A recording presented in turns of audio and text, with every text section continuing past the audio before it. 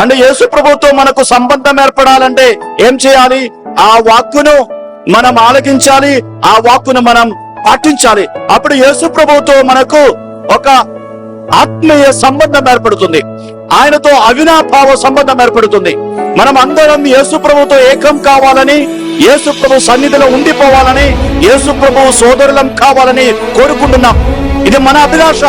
మనం యేసు ప్రభుకు సంబంధించిన వాళ్ళ, యేసు ప్రభుతో మనకు సంబంధం ఏర్పడాలి. అయితే ఈ సంబంధం ఎలా ఏర్పడుతుంది? మనకు ఆయనకు మధ్య ఒక సంబంధం ఉండాలి. అది ఎలా ఏర్పడుతుంది? ఆయన వాక్కులను మనం ఆలకించాలి, ఆ వాక్కులను మనం ఆచరణలో పెట్టుకోవాలి.